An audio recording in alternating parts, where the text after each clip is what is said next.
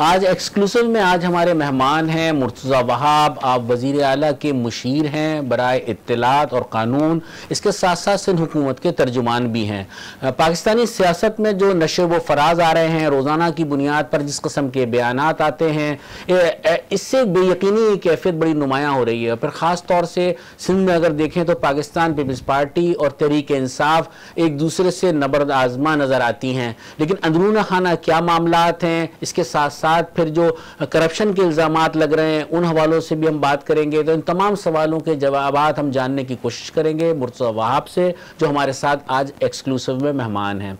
बहुत शुक्रिया आपका कि आपने आज टीवी के लिए वक्त निकाला। अच्छा मुर्तज़ा साहब, ये बताइए कि ये जो पीपल्स पार्टी के हवाले से रोज़ाना की बुनियाद पर बयानात आ रहे हैं, करप्शन के इल्ज़ामात लगते हैं, इससे एक तलखी बड़ी नुमायाँ नज़र आती है। आप भी माशाल्लाह रोज़ाना टेलीविज़न पर नज़र आते हैं, एक तरफ से कभी आपके सवाल जवाबात आ रहे होते हैं तो उधर से सवाल होते हैं, तहरीक इंसाफ से उधर से सवाल आता है तो आप जवाब देते हैं। इसमें एक बेयकीनी कैफियत सिंध की सियासत में बहुत नुमायाँ हो रही है, किस तरह से देखते हैं आप?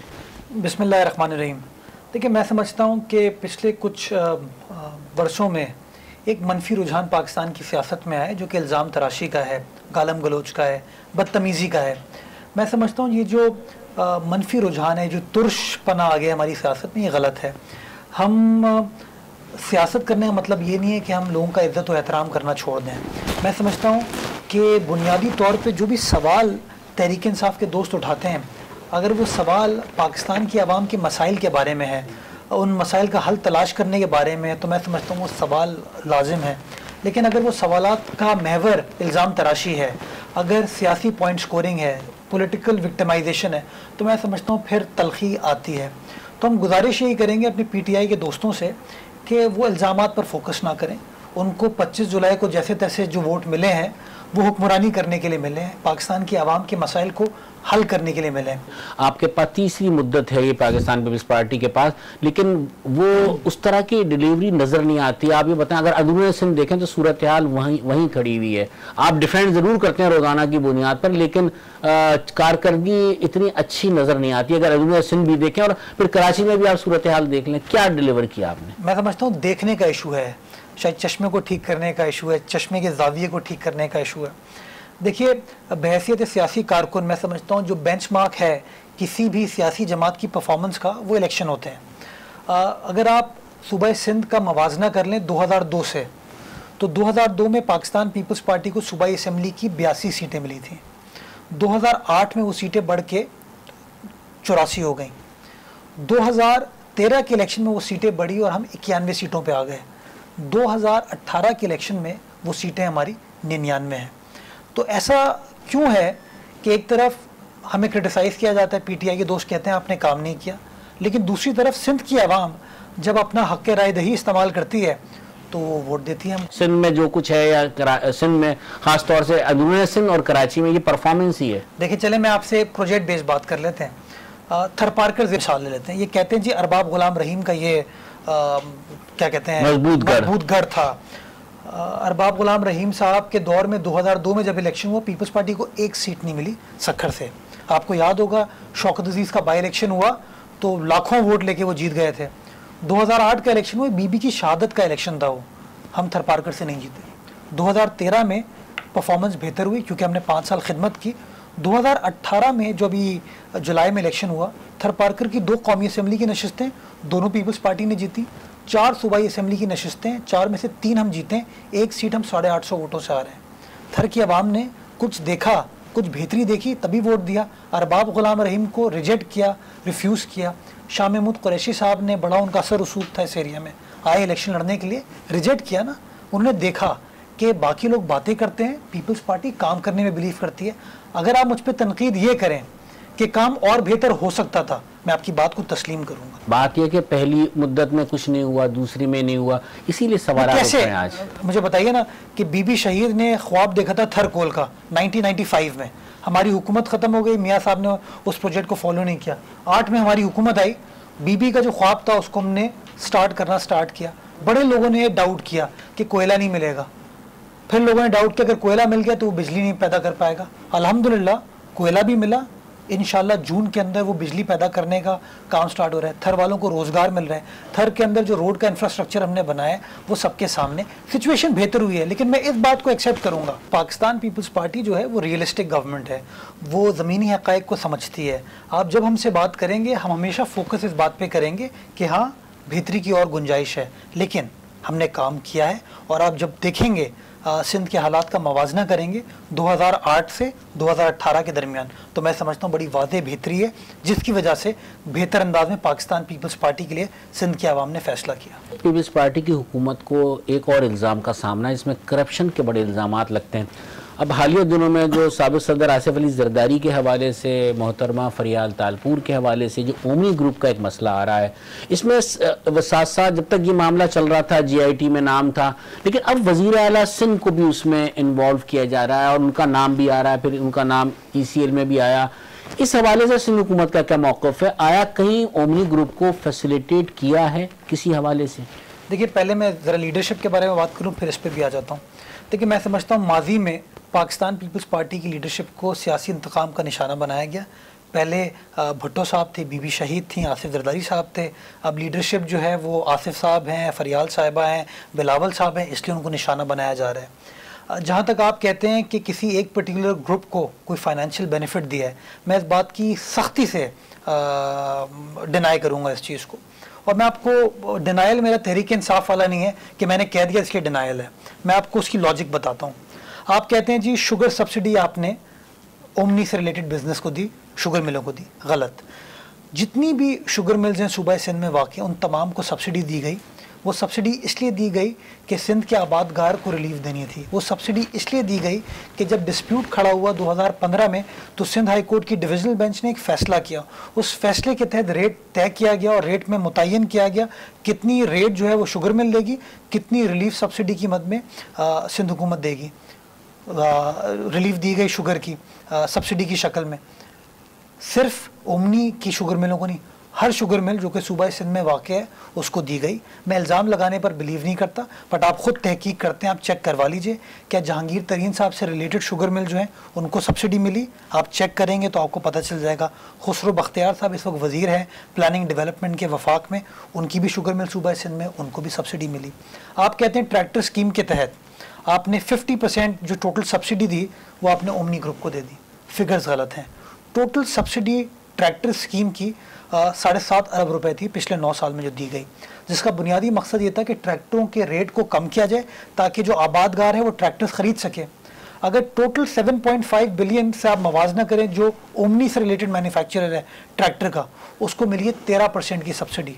और सब्सिडी मिली है अल गाजी ट्रैक्टर को मिली है, मिलत ट्रैक्टर्स को मिली है, शहजाद ट्रैक्टर्स नामी या शहजाद कंपनी नामी एक शख्स है जिनको सब्सिडी मिली है, चेक कर लीजिए। हम सिर्फ कहते हैं कि हर चीज में आपको, अच्छा इसमें आपने इसकी वजाहत तो पेश कर दी, मगर ये बताएं कि मैं कैप्टिव पावर के बारे में भी कह सकता हूँ, मैं सिंध बैंक के बारे में भी कह सकता हूँ, ताकि आवाम को ये पता चल जाए जब कोई इल्ज़ाम लगाता है कि सिंध बैंक मुराद अली शाह चला रहा था, ये गलत है, ये कानूनी तौर पर पॉसिबल नहीं है। सिंध बैंक कोई सियासी शख्सियत नहीं चला सकती, कोई बैंक नहीं चला सकती। अगर आप कहते हैं कि बहैसियत वज़ीर ख़जाना मुराद अली शाह सिंध बैंक चला रहे थे, तो मेरा फिर ये कहना दुरुस्त होगा कि असद उमर इस वक्त नेशनल बैंक और स्टेट बैंक चला रहे हैं, तो ये गलत होता है। बैंक जो है उसका बोर्ड चलाता है और स्टेट बैंक एज रेगुलेटर उस चीज़ को रेगुलरली इंस्पेक्ट करता है। अगर कोई गैर कानूनी चीज़ हो रही होती है स्टेट बैंक देखता है। पीपल्स पार्टी स्टेट बैंक को पिछले 6 साल से कंट्रोल नहीं करी, हमारा स्टेट बैंक से कोई लेना देना नहीं है। देखिए मुर्तज़ा, एक बात है कि अगर ये ओमनी ग्रुप का जिक्र आता है, अगर ओमनी ग्रुप सहूलत ना दे रहा हो सियासतदानों को, ख़ास तौर से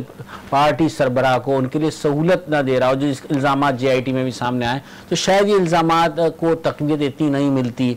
फिर मनी लॉन्ड्रिंग के मामला आते हैं, तो उनको भी आप इसी तरह से डिफेंड करेंगे? क्या सहूलियत दी ये ज़रा बताएं ना मुझे आप, कि चेयरमैन पीपल्स पार्टी जिनकी उम्र 1 साल थी जब वो एक कंपनी पार्क लेन के शेयर होल्डर बने, उनके वालिदैन ने उनको शेयर होल्डिंग दे दी उसकी, आपने कहना शुरू कर दिया। मैं एक TV प्रोग्राम पे था, वजीर एहतसाब के जो है वो कहते हैं वो डायरेक्टर थे उस कंपनी के, मैंने उनको चैलेंज किया, मैं कहा प्लीज़ आप कागजात को पढ़ के बात किया कीजिए जिम्मेदारी के साथ, नेशनल टेलीविजन में बैठे। मैं आज भी आपको कहता हूँ कि बिलावल भुट्टो जरदारी साहब पार्क लेन नामी कंपनी के कभी डायरेक्टर थे ही नहीं, गलत केस बनाया था जब भी आपने देखा। अच्छा, इस गलत केस को बनाने की वजूहत की क्या वजह है? कौन लोग हैं इसके पीछे जो ये सब कुछ कर रहे हैं? क्यों पीपल्स पार्टी से इतने खाइफ हैं? कि वजह क्या है?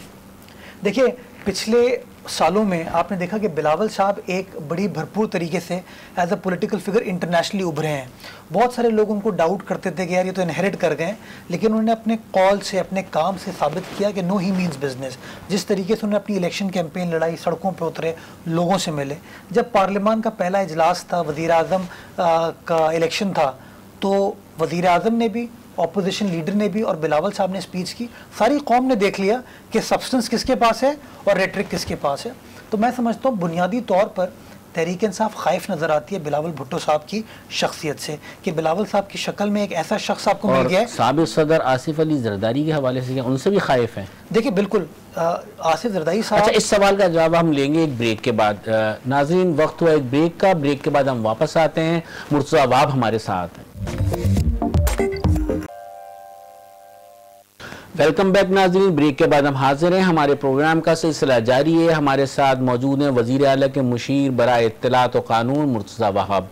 मुर्तज़ा साहब, ब्रेक पर जाने से पहले बात हो रही थी साबिक़ सदर आसिफ अली जरदारी के किरदार के हवाले से कि उनका क्या रोल है, क्या उनसे भी लोग खाइफ हैं, उस हवाले से आप क्या कहेंगे? पाकिस्तान सियासी एतबार से बड़ी पोलराइज सोसाइटी रही है और कोई ऐसी शख्सियत नहीं आई जो कि तमाम सियासी जमातों को एक साथ लेकर चल सके। आसिफ अली जरदारी साहब ने अपने सियासी किरदार से शो किया कि वो सियासी जमातों को साथ लेकर चल सकते हैं। ऐसी सियासी जमातें जिनका सियासी मंशूर डिफरेंट हो, उनकी सियासी फ़िलासफ़ी डिफरेंट हो, लेकिन पाकिस्तान की बेहतरी के लिए, पाकिस्तान के अंदर इस्लाहात लाने के लिए उन सबको करीब लेके आए। तो ये उन्हीं का कारनामा था कि 18वीं तरमीम यूनानिमिटी के साथ पास की गई। उन्हीं का कारनामा था कि NWFP पिछले 60 साल से चल रहा था, खैबर पख्तूनख्वा उसका नाम रखा गया। उन्हीं का कारनामा था गिलगित बल्तिस्तान को प्रोविंशियल स्टेटस दिया गया। उन्हीं का कारनामा था कि ख़वातीन को एम्पावर किया गया। उन्हीं का कारनामा था कि NFC अवार्ड इस मुल्क में इतने सालों के बाद आया। तो मुर्तज़ा, इतने कारनामों के बाद पीपल्स पार्टी से क्यों खाइफ हैं? कौन लोग खाइफ हैं? वो कौन सी कुव्वतें हैं?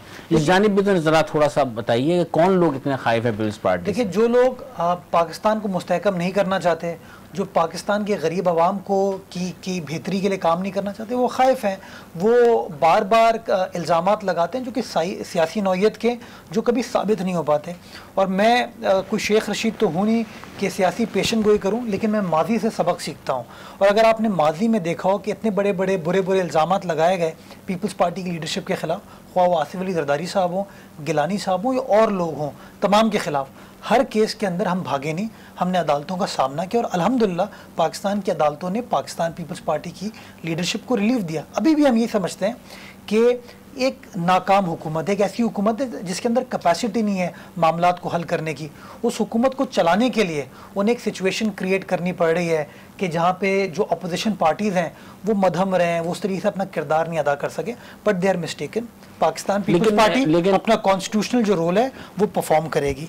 लेकिन तहरीक इंसाफ ये कहती है कि जैसे जैसे शिकंजा तंग हो रहा है, शवाहिद सामने आ रहे हैं, पीपल्स पार्टी और नून लीग जो है वो ज़्यादा परेशान है। और मेरे ख्याल में उस परेशानी के आलम में ही ये रिएक्शन आ रहा है आपकी तरफ से, पीपल्स पार्टी की तरफ से ख़ास तौर से। तो क्या किस हद तक दुरुस्त है ये बात? देखिए, आपको याद होगा कि पीपल्स पार्टी का मौक़िफ़ तहरीक इंसाफ की सियासी कलाबाजियों के बारे में बड़ा क्लियर है। आज भी हम उसी बात पर खड़े हुए हैं कि लोग पॉलिटिकली कंसिस्टेंट नहीं है। ये तहरीक इंसाफ है जो कि सियासी कलाबाजियाँ खाती है। मैं इसकी मिसाल देता हूँ आपको।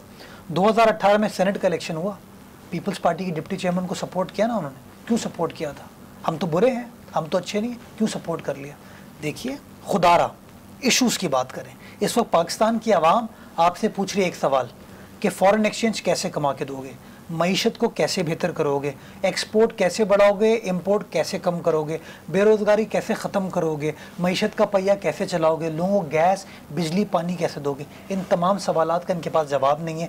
चूँकि जवाब नहीं है तो फोकस हर चीज़ का ये करप्शन की तरफ ले जाते हैं। हम कहते हैं अकाउंटेबिलिटी करें, अक्रॉस द बोर्ड करें। पीपल्स पार्टी ने गलत काम किया, कार्रवाई करें, लेकिन आपके आसपास जो लोग बैठे हुए हैं ना, उनके साथ भी कार्रवाई होनी चाहिए। ऐसा क्यों कि पीपल्स पार्टी से वाबस्ता वज़ीर आला जो है, जिसके खिलाफ एक इंक्वायरी, उसका नाम ECL पे डाल देते हो, लेकिन KP का जो PTI का चीफ मिनिस्टर है या पंजाब का सीनियर वज़ीर है, उसका नाम आप ECL में नहीं डालते। वज़ीर आज़म पाकिस्तान भी नैब की इंक्वायरी भुगत रहे, उनका नाम तो आप ECL पे नहीं डालते। वज़ीर दिफा भी नैब की इंक्वायरी फेस करें, उनका नाम तो आप ECL पे नहीं डालते। तमाम एहतियाती तदाबीर जो है वो पीपल्स पार्टी की लीडरशिप के ख़िलाफ़ होती हैं। तो ये तमाम चीज़ों को आप कलेक्टिवली देखते हैं तो मैं बहैसियत सियासी कारकुन या सूबा सिंध की आवाम या पाकिस्तान पीपल्स पार्टी का कारकुन ये सवाल पूछने पर मजबूर है कि वाई पीपल्स पार्टी, वाई पीपल्स पार्टी? इसलिए कि पीपल्स पार्टी ने गरीब आवाम की आवाज़ उठाई है। तो आप ये समझते हैं कि सब गरीबों की फलाह और बहबूद के लिए आप ये सारे काम, जितने मंसूबे हैं सब उनके लिए तौर से? आप मुझे बताइए कि NICVD आपको नज़र आता है पंजाब में, खैबर पख्तूनख्वा में, इस्लामाबाद में या बलूचिस्तान में? क्या गम्बट इंस्टीट्यूट ऑफ मेडिकल साइंस आपको नज़र आता है? क्या SIUT आपको नज़र आता है? क्या JPMC का जो कैंसर रिसर्च इंस्टीट्यूट हमने इस्टेब्लिश किया है, जो कैंसर पे रोबोटिक सर्जरी और साइबर नाइफ सर्जरी करेंगे, कहीं और नज़र आता है? लेकिन ये सब नज़र तो आ रहे हैं, लेकिन कहीं परफॉर्मेंस उसकी नज़र आ रही है? आप बताएं, ट्रामा सेंटर था सिविल अस्पताल में जो बताया, आज तक तो मेरे ख्याल में उस तरीके चल नहीं पाया है। मोहतरमा बेनज़ीर भुट्टो के दौर में वो शुरू हुआ था प्रोजेक्ट, जो है शायद उस तरीके से अमली तौर से ये चीज़ें आपने प्रोजेक्ट ज़रूर बनाए हैं, सामने मौजूद भी हैं, उनकी परफॉर्मेंस को भी चेक करते हैं। पहली चीज़ तो ये है कि ट्रामा सेंटर बना है, वो एग्जिस्ट करता है, वहाँ काम हो रहा है। आप उसकी परफॉर्मेंस से शायद अग्री ना करें मुझसे, मैं कहता हूँ अच्छा परफॉर्म करे, आप कह रहे हैं नहीं परफॉर्म करा, बट बना है, काम हो रहा है। NICVD के बारे में तो मैं तो अब कुछ नहीं कहता, मैं कहता हूँ पूरा पाकिस्तान उसके बारे में बात करे। आप कैसे कह सकते हैं NICVD अच्छा काम नहीं कर रहा है? NICVD ने जिस तरीके से काम किया है कार्डियक हेल्थ केयर को, मैं कहता हूँ उसने रेवोल्यूशनाइज कर दिया है। मैं इसमें एक और इम्पॉर्टेंट बात करूँ, हम पे इल्ज़ाम लगाया जाता है कि हम प्रायोरिटाइज नहीं करते हेल्थ को ना।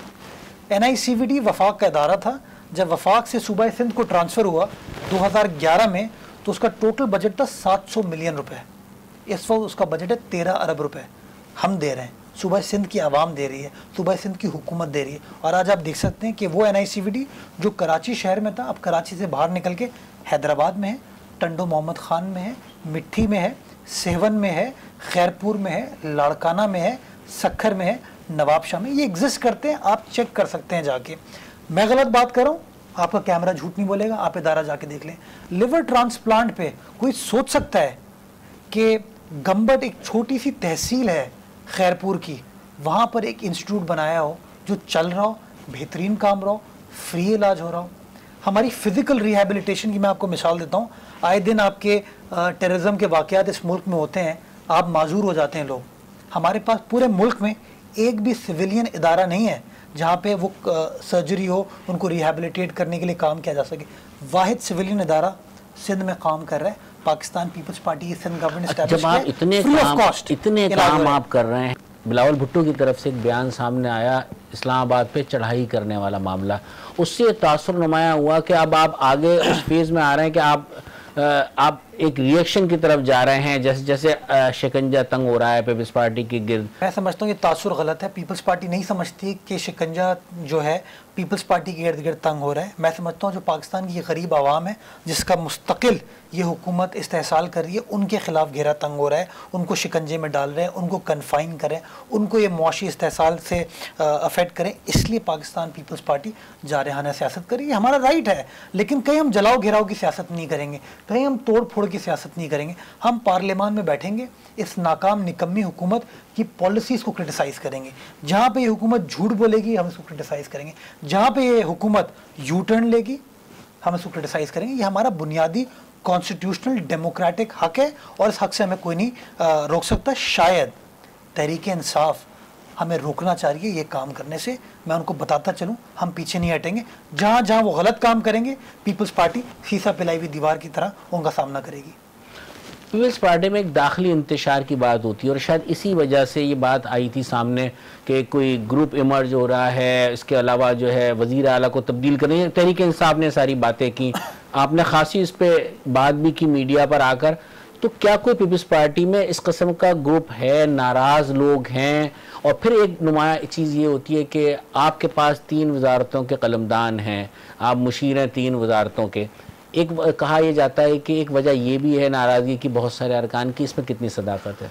देखिए, ये जो नाराज़गी की बात है, फॉरवर्ड ब्लॉक, फिर मैं वज़ारत इत्तलात की खास तौर से बात करूँगा। ये जो फॉरवर्ड ब्लॉक है या नाराज़ MPs हैं, इसके बारे में तो पिछले 6 साल से आप बात कर रहे हैं। जब नून लीग की हुकूमत थी तब कहा जाता था कि अभी हुकूमत ख़त्म होने वाली है, अभी लोग इधर से उधर होने वाले हैं।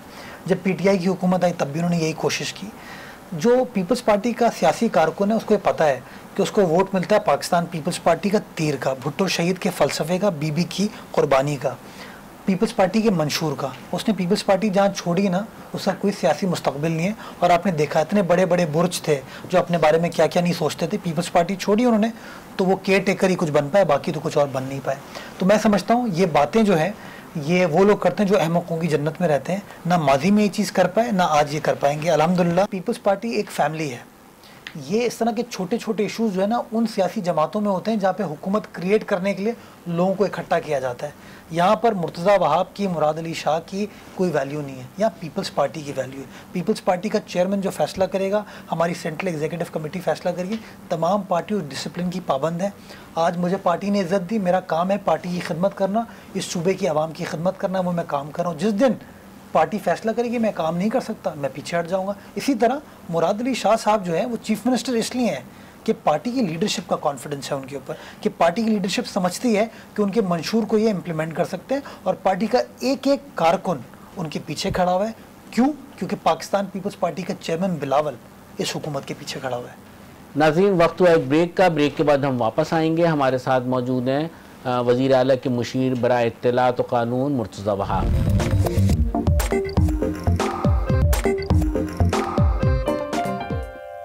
वेलकम बैक नाज़रीन। ब्रेक के बाद हम हाजिर हैं। हमारे साथ मौजूद हैं वज़ीर आला के मुशीर मुर्तज़ा वहाब।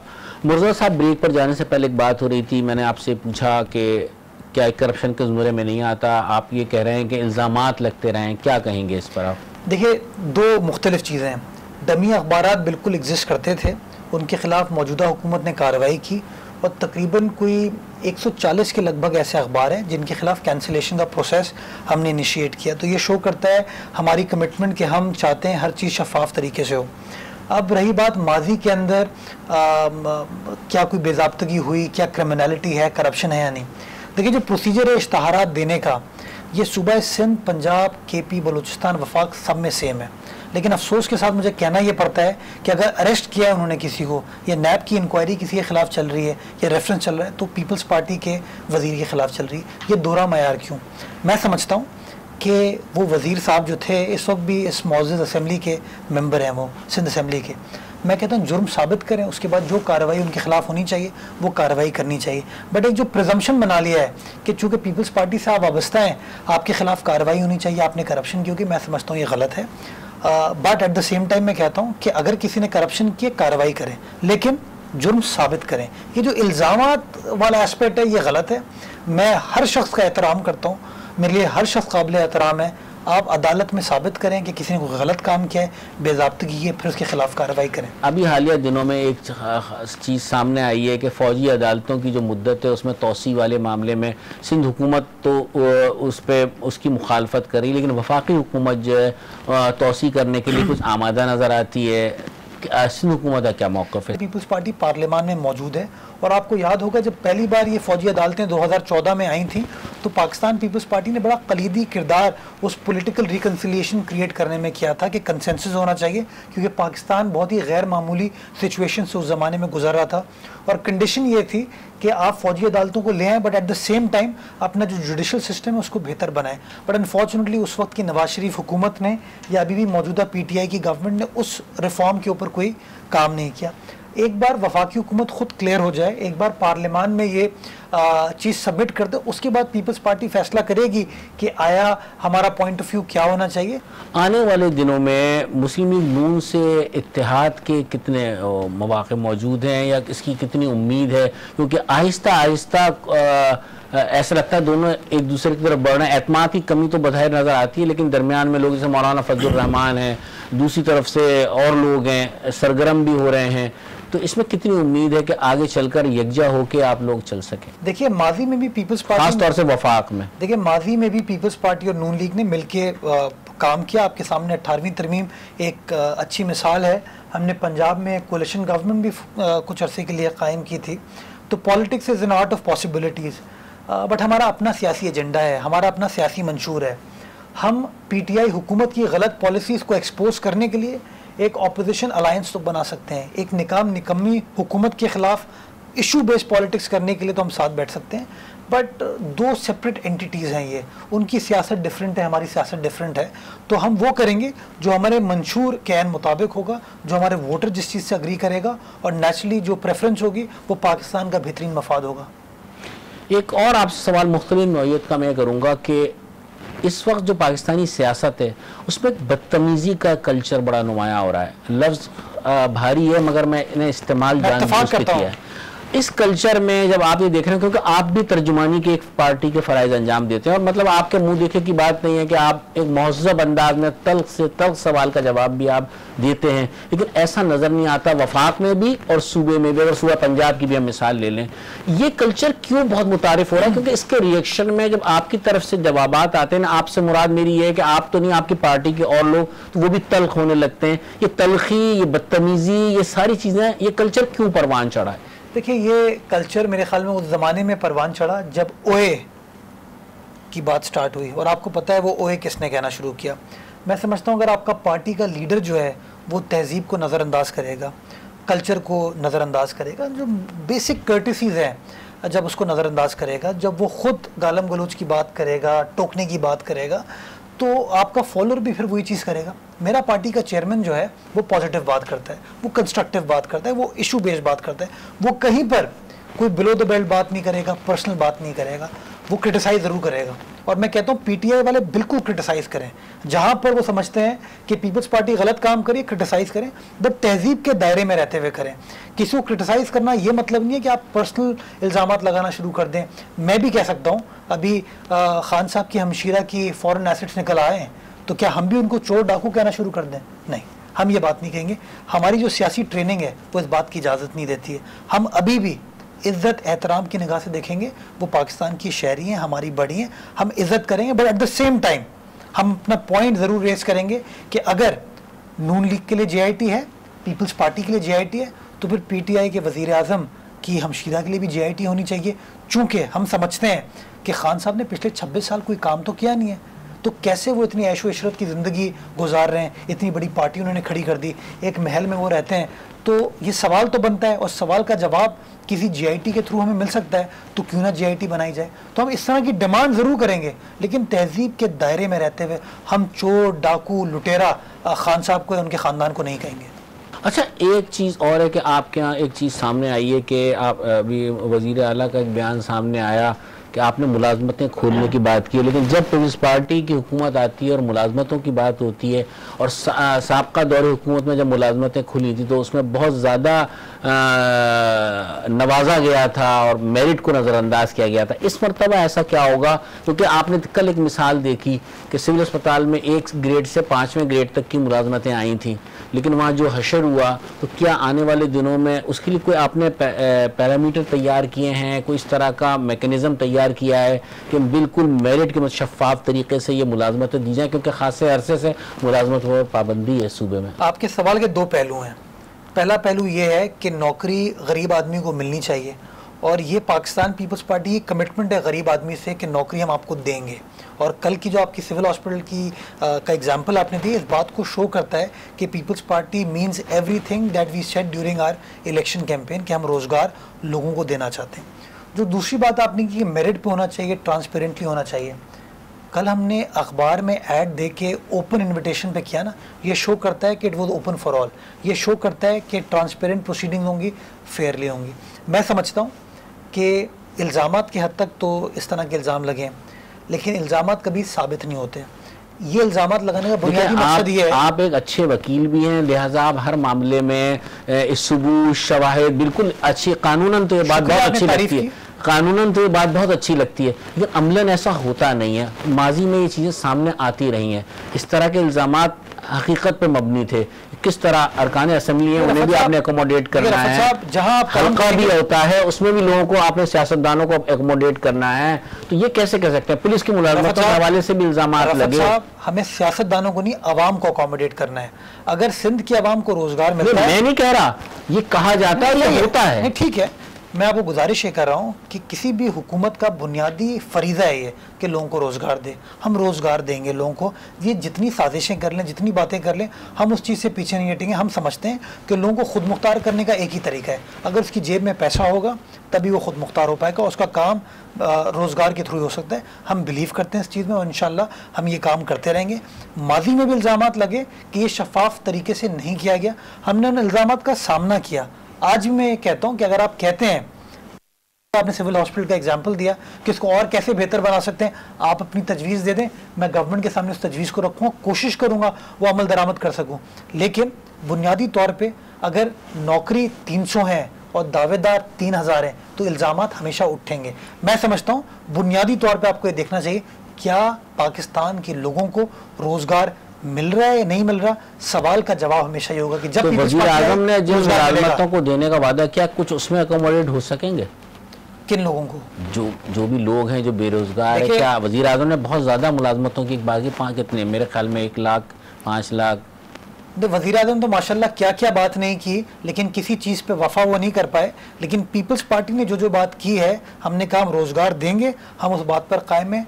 हर सिंध का शहरी उस नौकरी के लिए एलिजिबल है, जो प्रोसीजर उसको फॉलो करें, अगर वो उसके मेरिट पे आएगा उसको वो नौकरी मिलेगी। इस बात पे मैं आपको श्योर कराता हूँ कि जो कुछ भी होगा ट्रांसपेरेंटली होगा, फेयरली होगा, in the best interest of the province होगा। और मैं समझता हूँ वफाक पाकिस्तान को भी यही सोचना चाहिए कि इस गरीब आवाम को बुरी खबरें बहुत सुना दिया आपने कि सब कुछ बुरा हो चुका है, कुछ थोड़ा बहुत रोज़गार देना शुरू कर दें ताकि इस गरीब आवाम को थोड़े से मसाइल में कमी आए। चलते चलते एक मुख्तसर उसका जवाब दे दीजिएगा कि सिंध हुकूमत के ताल्लुकात तहरीक इंसाफ से कब बेहतर होंगे, क्योंकि गवर्नर और वज़ीर आला के दरमियान बज़ाहिर तो बहुत दोस्ती नज़र आती है, मुलाकातें भी नज़र आती हैं, लेकिन ऐसी तलखियाँ मौजूद हैं, इख्तलाफात मौजूद हैं, तो ये कब दूर होंगे? क्योंकि इससे आम आदमी सफ़र कर रहा है। आप लोग रोज़ाना बयानबाजी, आपकी तरफ से बयान, उनकी जैसा ने इब्तिदा में कहा था, बयानात के हद तक चल रहा है अभी तक 5-6 महीने में, अमलन कुछ नहीं है।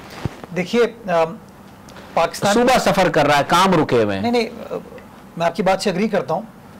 पीपल्स पार्टी की सिंध गवर्नमेंट ऑन रिकॉर्ड ये बात कह चुकी है, चीफ मिनिस्टर साहब ने कहा है कि हम वफाक पाकिस्तान के साथ काम करना चाहते हैं, हम फेडरल गवर्नमेंट के साथ काम करना चाहते हैं, प्रोवाइडेड वो अपने कॉन्स्टिट्यूशनल एम्बिट में रह के काम करें। अनफॉर्चुनेटली गवर्नर साहब शायद समझते हैं कि उनके पास एग्जीक्यूटिव पावर है, या वफाकी हुकूमत ये समझती है। हम बार बार वफाकी हुकूमत को और गवर्नर साहब को यही कहते हैं कि आफ्टर द 18th अमेंडमेंट तमाम एग्जीक्यूटिव फंक्शन जो है वो वज़ीर आला का है, उनकी काबीना का है, उनको काम करने दें। जहाँ सूबे को कोई दिक्कत है किसी इशू में, हमारी मदद करें। मैं आपकी तवज्जुह से कहना चाहूँगा, सिंध में पानी का इशू है, वफाकी वज़ीर कह चुके सिंध का पानी चोरी हो रहा है, हमारी मदद करें वो पानी हमें दिलवाने में। गैस पे सिंध सुबह सिंध की आवाम का पहला हक है, हमें गैस नहीं मिली, गैस की लोड शेडिंग हो रही है, हमें मेक श्योर करें कि वफाक से हमें वो गैस मिले।